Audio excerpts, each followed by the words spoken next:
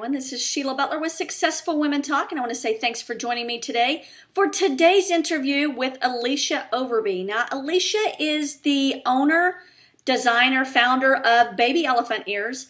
She designed this product like many other mompreneurs based on the need that she found for one of her kiddos. So it is a very interesting story. She takes us through her journey of product development, the tough task of getting that product actually to market, and then we talk about some of the successes of Baby Elephant Ears. So tune in for today's episode. Let us know what you think about the episode and the interview series in general at www.successfulwomentalk.com. We appreciate it, and tune in for today's interview. Thanks, guys.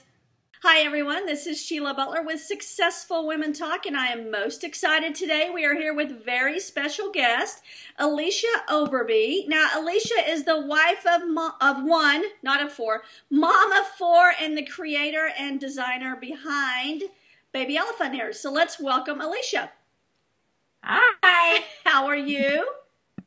I'm doing great. How are you this morning? Well, I am awesome. I am so excited that you've joined us. So listen, I'm going to start off with the first question that I ask everybody, which is, tell us a little bit more about yourself, your background, and how you got started in business.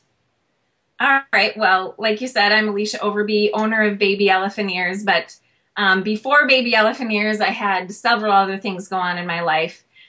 First and foremost, though, I have always had a spirit of independence and motivation, and with that, I think I've always strived to do new things and great things. And part of that, I guess, was getting married super young and doing that right away, being married at 19, and then starting kids and having 4 kids in less than 4 years. When our 4th baby was born, I had a 3-year-old, a 2-year-old, a 1-year-old, and a newborn. And so doing everything to the most that I can do it.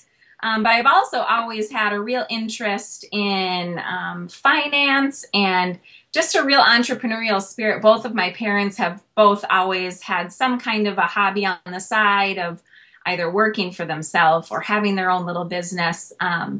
And so with that, I think I've always strived just for something a little bit more. And although mommyhood was serving me really well, there was a time that I think I just thought, God, I'm using so many parts of me, but there's a lot of parts of me that I'm not using. And I had come up with a little bit of something and decided to take a huge leap of faith and see if I could bring that idea to life. But at that point, not having any clue what that meant. So that was kind of the beginning of where I started and how I came to consider being a business owner, I guess.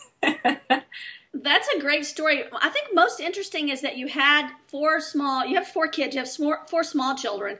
But yeah. When you decided to start the company, they were really little. Yes. That's a lot of work. Yeah, it was a lot of work. I can remember many days just holding one kid on each hip and one tugging on my leg and a baby crying in the other room, and trying to just get on the computer for 10 minutes to do something or write an email or see, if anyone was reaching out to me or something. And it was a really difficult start. And why I did it then, I'm not really sure, but somehow I felt a tug to do it. And whether it was my motivation or just my need for outside contact, I'm not really sure, but it was really tough. Yes. I can imagine. I owned a business prior to the Me Giant, the business I have now, and it was a very successful business, but it was very busy. And then, it was a multi-7-figure business. So we were busy. And Me Giant's busy, but I have to say, being a stay-at-home mother, I have been for the last 2.5 years, is the hardest job I have ever had in my entire life. And unless you've done it, you just don't understand.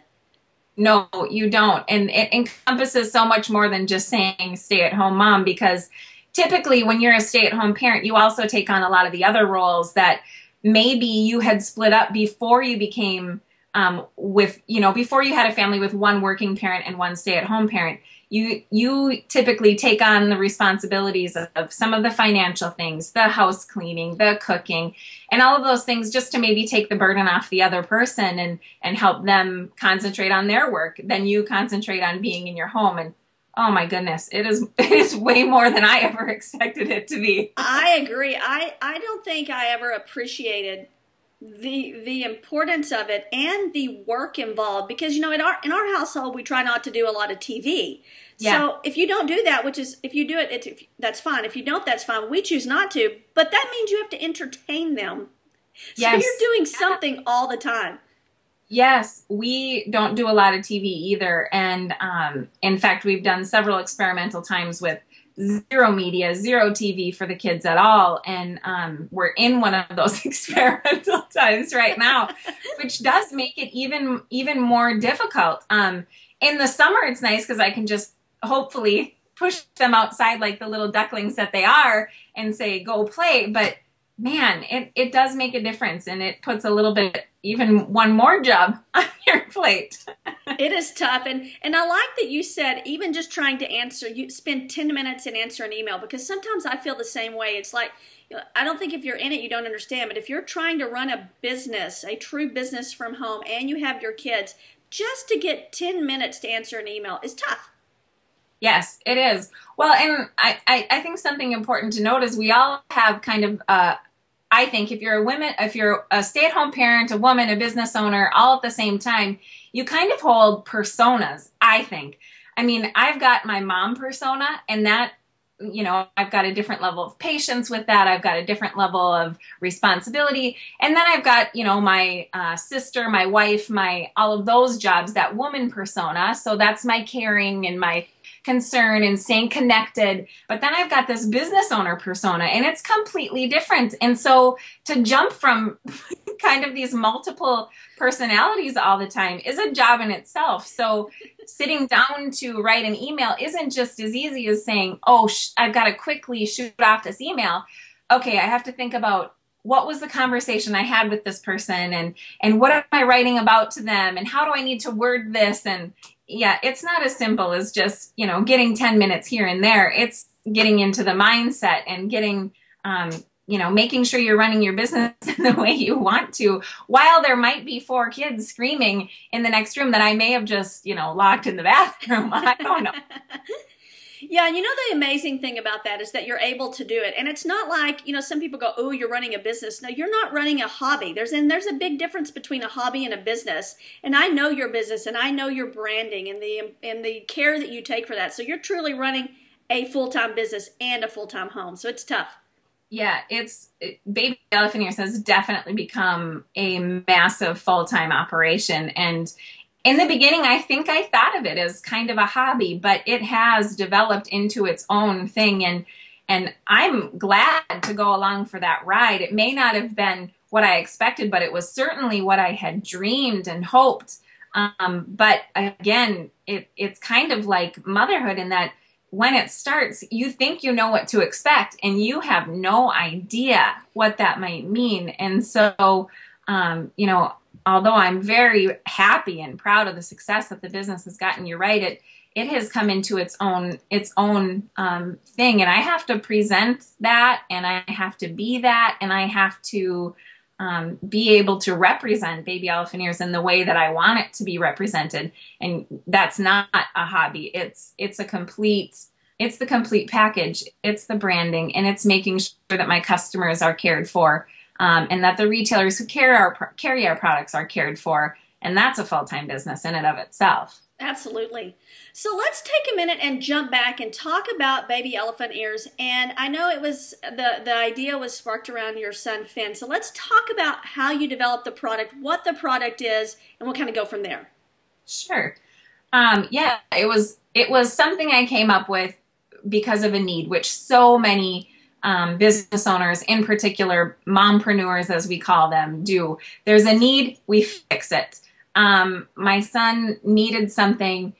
Nobody could give me what he needed, but they could tell me what it was he needed. So I came up with Baby Elephant Ears, this perfect little pillow that supported his neck in the times that he needed it, to help him build that muscle, build that control, and also provide a level of comfort.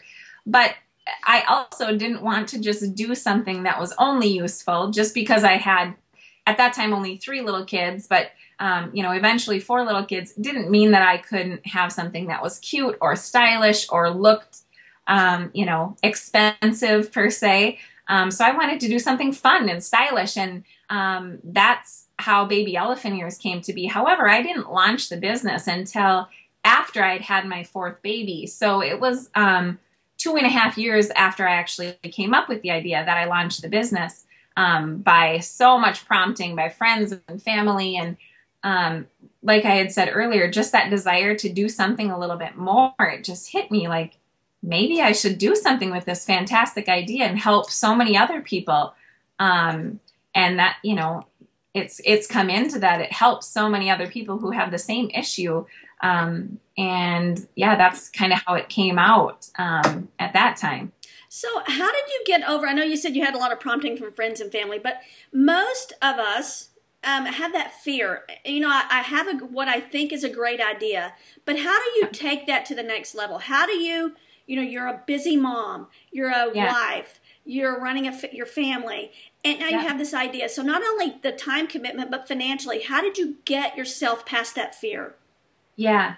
Well, very first, I think it was really important that I made sure my spouse was on board with me. And part of that is the whole financial aspect of it. Like I said, I had been a stay-at-home parent for, at that point, 7 years. And so obviously I had no incoming dollars to speak of. So if I was going to start a business, he was going to have to be a huge part of that. And so I think the biggest thing was to make sure in the very beginning that we were on the same page, and he knew what risks I was willing to take with the money we had, and I knew what risks he was and wasn't willing to take.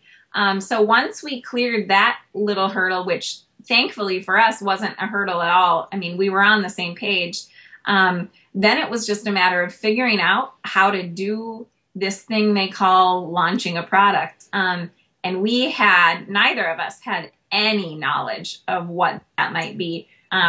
So we laugh about this and we tease about this, but man, it was all night sessions, and we called it with our Google box. We just loved that. Because we would just type in anything we could think of, and then that would spur on another question, and then we'd type in that, and thank goodness for the Google box at that point, because it just gave us so many inspirations to keep moving forward. We'd find a story of somebody else who had brought a product to market. At that point, obviously, we had no idea that it would be actually as hard as it was, but it got us through those very beginning times, and it was a matter of finding out all of those questions and how to bring a product from idea to an actual product, and then bring that product to the market. And that is, in my opinion, the hardest part of coming up with an idea, is getting it from conception to the market. Then you have to try to sell it, and I think that's an easier job than actually coming up with a creation or an invention and getting it to market. But just finding out all of the laws that go with it, and how to brand it, and coming up with a logo, and then coming up with the story about your product and who your target market is, doing a business plan, which I think is so important, and connecting with local people to help you do that. We found a lot of information in our local SBA chapter, our Small Business Administration. There was a resource we had no idea was there, and we just came upon it. So that was a great find for us. And we used those resources and called on all of our friends and family who we thought maybe had some information for us, and just really banded together with the people we knew and used those resources that way. That's terrific. I think I love what you said, because I think we kind of all go there as when you're first starting out business. You took a blind leap of faith, and had you known how difficult it was, you might not have done that. No, I'm pretty sure I wouldn't have. I mean, on the other end now, seeing some success, I would look back and say, sure, I'd take that leap of faith. But in those beginning stages, when I'm working until 3, 4 a.m. and then waking up with babies at 6 a.m., man, I don't know if I could have gotten through that had I known what to expect. I think I would have quit. I'm pretty sure. But I'm so thankful I didn't. But you're right. It was a total leap of faith, and had no idea what I was getting into. I totally agree. So let's talk about this. How did you go? So you figured all of it out and you used the almighty Google, which I think is the best thing ever. Yes.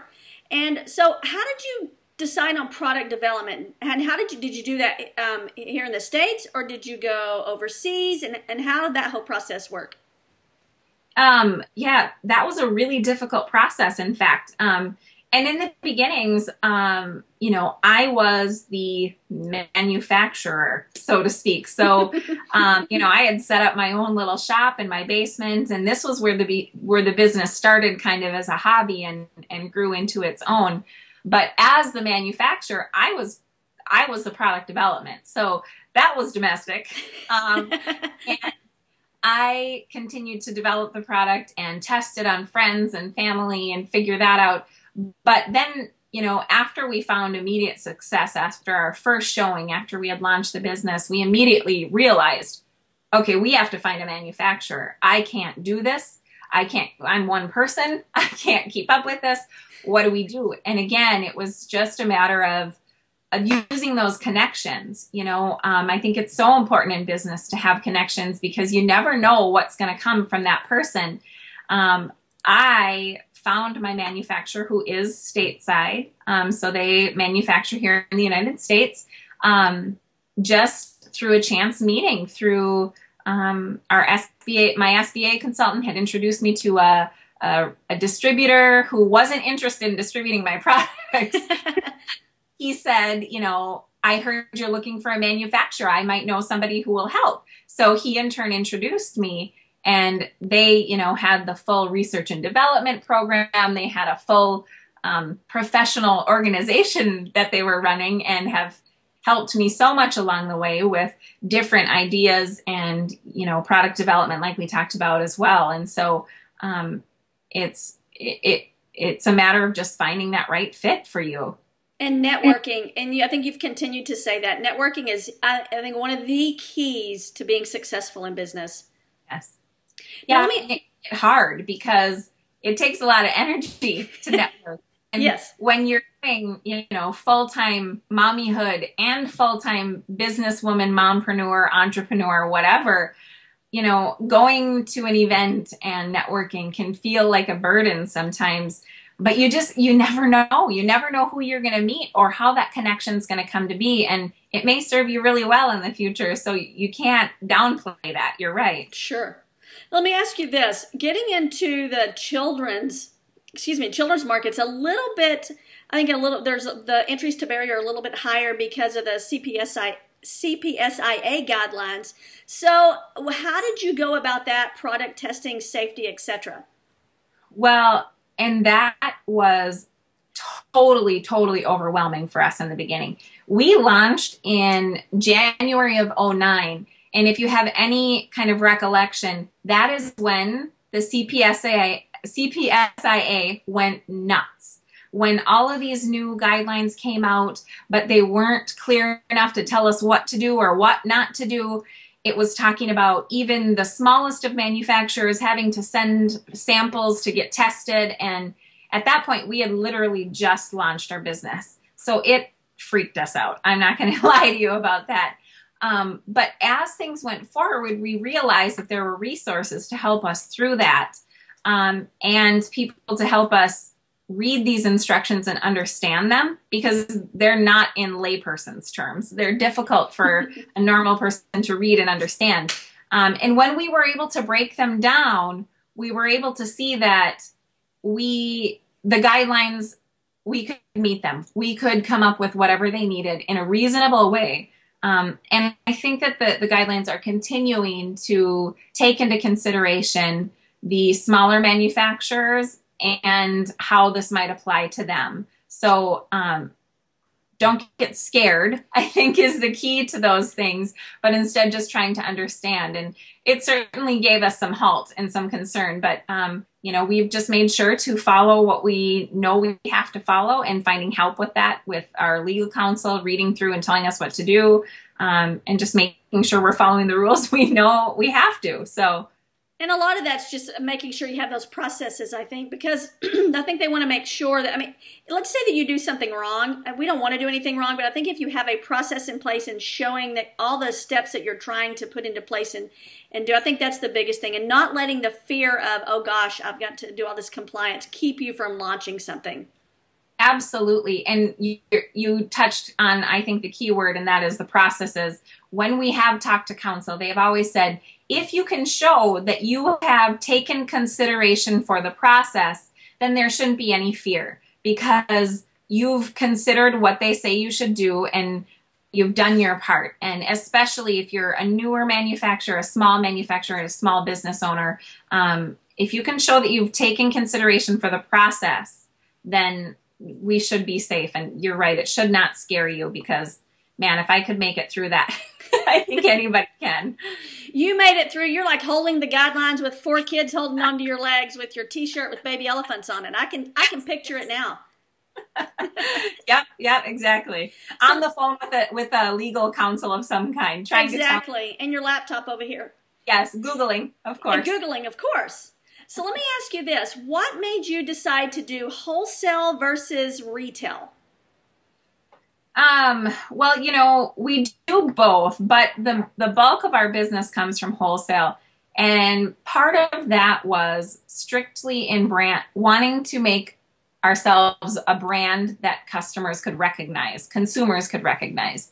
I think so much in our consumer brain is looking around and noticing brands, and how, our brains remember a logo and a name and a picture. They might not remember what that product is, but it will remember the logo.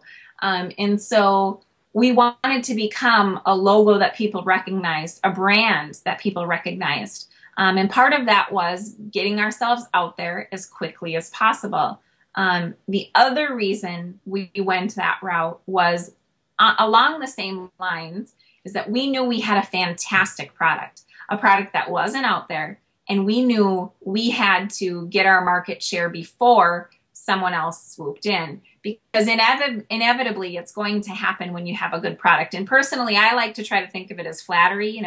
What do they say? What's that saying? Imitation is the best form of flattery. So I try to think of it that way, but we knew that imitation would come, and that somebody would come in and try to do the same thing. So getting the market share that we could get with wholesale as opposed to retail was really important to us. Now, how about, did you trademark the design? Were you able to do that? The design itself is copyrighted, not trademarked. Our logo and our branding and all of that is, of course, trademarked. But the design itself is copyrighted. We very much looked into the whole patent process and how that goes, and found out very quickly that it was going to cost us literally arms and legs to be able to do that. And at that time, we hadn't even started selling yet. So the thought of spending possibly $10,000 to $30,000 was a huge, huge burden for us. We did begin the process, but we got some really useful advice from a patent attorney. And he said, this was in a discussion about, this patent may never go through, you may never get it, and in that time, someone else could start selling this product. And he said to us, you can do one of two things. You can either continue to file this patent, or you can start making money, because you don't have to have a patent to make money. So we continued the process, but at the same time decided we were going to focus mostly on getting the product out there. And like I talked about, getting that market share and getting that to bring in, hopefully, dollars. Absolutely. I think that is fantastic advice, because you can chase your tail all you want, or you can try and chase the people that are trying to knock you off. It's going to happen. If you have a great product, you're going to get knocked off no matter what. It's inevitable. But with my experience, we've decided that we would continue to develop great products and have a great brand and great customer service. And then the competitors, by the time they would catch up to where we are, we would be onto something new. Is it insulting? Somewhat insulting, but also, like you said, maybe a little flattering. It's going to be difficult to stop that. So, my opinion is, I just didn't want to put the negative energy toward fighting that all the time. I would rather put the positive energy, building a brand and developing great products and great customer service. That's so important. And when I'm away at shows and things like that, showing baby elephant ears and meeting new people, it's always interesting to meet people who have like personalities, who are wanting to be positive and not wanting to chase the negative, and instead just being confident in what you have, and hoping and praying probably that your business is heads and tails above the other, and that person who is chasing you will always be chasing you, and you'll always be one step ahead. But then it's also always interesting to meet those who are not of a like personality and who are focusing on that negative energy and focusing on, the person who copied them and this and that. It hurts. You're right. It's like a dagger to the heart sometimes. But those people spend so much time and energy just wasted on trying to contact those people, or, going after them or whatever, when in fact they could use that time to, like you said, spread their brand, get their brand out there, go out and network and tell people about what you have, not tell them about what somebody else has that threatens what you have. Yeah, prove why you're the leader. Prove why you are the one running the pack. I just don't. I know that you kind of have to keep in the back of your mind. I'm not saying totally ignore it, but my ex-business partner and I didn't agree on this at all. He liked to chase the negativity of that, and I did not. I just didn't think it was a good use of our energy. No, absolutely. And there are always only so many hours in the day. So prioritizing those hours for what you want to use them for is important to me, especially as a mompreneur. And I don't have hours and moments even to spend on that at all. So with you saying that, let's talk about your schedule, because, I think over the last 3 years, I've grown as an individual, grown as a business owner, and I've learned that, you don't have to have a 9 to 5 schedule. Not that most people have that anyways that own a business, but, you don't have to work in those little time segments that someone else has put out there for you. So let's talk about how do you feel about that in your schedule? Wow, schedule. Huh. Have you heard that term before? Yes, I'm unfamiliar with what that means. However, the other day I was actually out on a run, and what came to my brain was I had just, previous to leaving for the run, had gotten an email from a customer who's across the big waters. They're overseas, and they wanted to schedule a conference call. Well, of course, we're like 14 hours apart. And so they had asked me to schedule the call at 7 p.m. Well, okay, most people at that point are eating dinner with their family or something, but it just hit me, business never stops. If you run a business, and if you're online, if you have an online business, you work on world time. You don't work on your time. And even though owning a business can be part of running it how you want to and using your time when you want to, you're working on world time, on everybody's time. And as far as the schedule goes, my favorite work hours, quite honestly, are from the time my kids go to bed until as late as I can possibly work. And part of that is because I can give 100% attention to whatever I'm doing. If we talked about getting into the mindset of these different personas that we have as business owners. And at that time, I have nobody needing a snack, nobody crawling on my chair with me, nobody rubbing my back while I'm sitting here, or whatever it is. I can get into business owner persona and stay there for 2, 3, 4, 5 hours at a time. And so, that's my favorite time to work. So that is always on my schedule.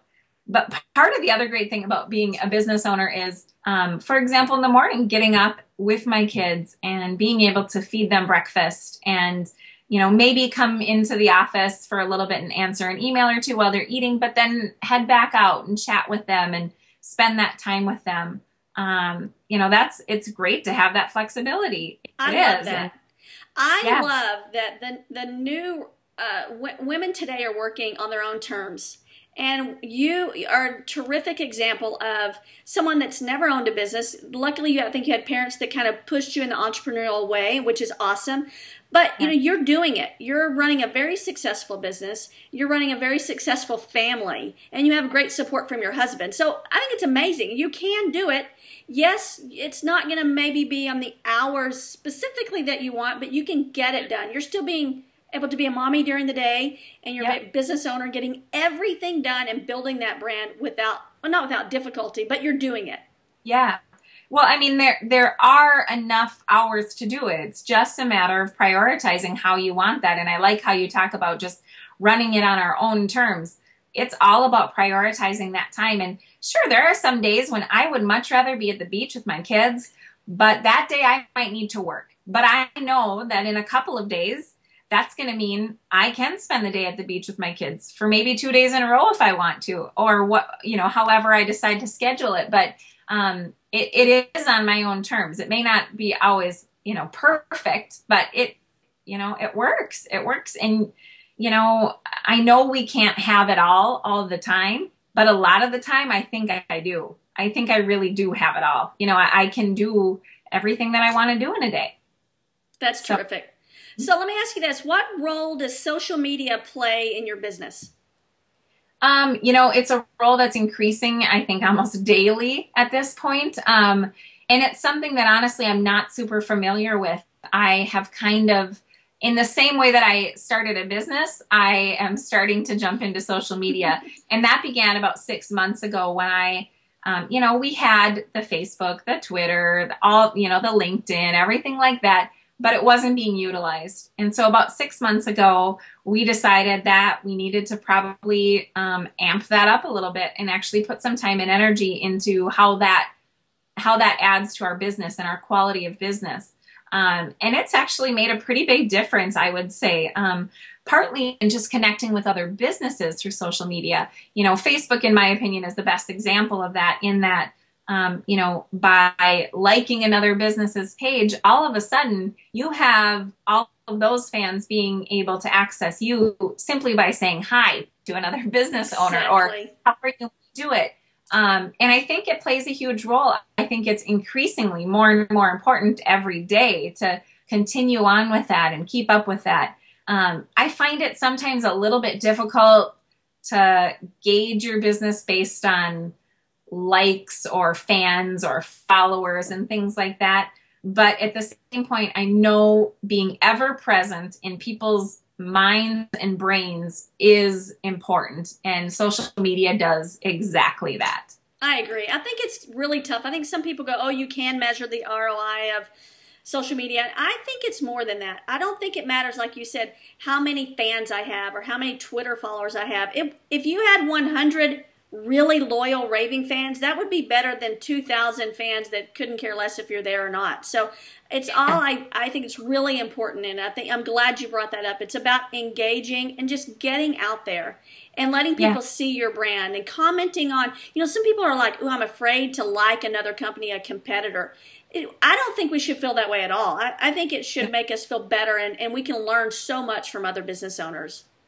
Yeah, and never be afraid to reach out to another business owner. I mean, there's going to be times, as with anything in life, that it isn't going to serve you the best. Someone might do something that's not ethical or that you don't agree with or whatever. And I think it's happened to us all. And if it hasn't happened, it will happen to you as a business owner. But, it doesn't, that means that the other 99 out of that 100 contacts is probably a good choice. And so just reaching out to those people shouldn't ever be a fear, and who knows, they might have your next biggest fan as one of their likes. And as soon as you are able to connect with that page, you never know what kind of feedback and business that's going to give you. I agree. Alicia, this has been terrific. I've loved hearing your story, learning about your process of product development, etc. If someone wanted to connect with you, where's the best place? Well, they can connect with us in many places. Obviously, our website, www.babyelephantears.com. There they can purchase our products, they can contact us, they can connect to our social media that way as well. Right on our homepage, you can click to get to our Facebook, which is Baby Elephant Ear. You can click to get to our Twitter, which is the same, and LinkedIn and everything else right there on our website.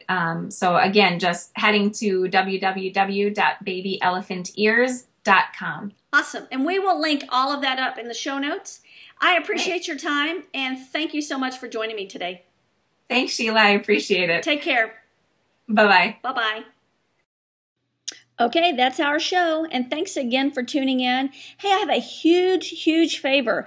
I'd like for you to join us over at www.successfulwomentalk.com. Join our email list, and on that list, you'll be a VIP. You'll be receiving all of our newest updates, newest interviews, our newsletter, and any tips and tricks we have for organizing your business and getting raving fans and customers that actually just sing your praises.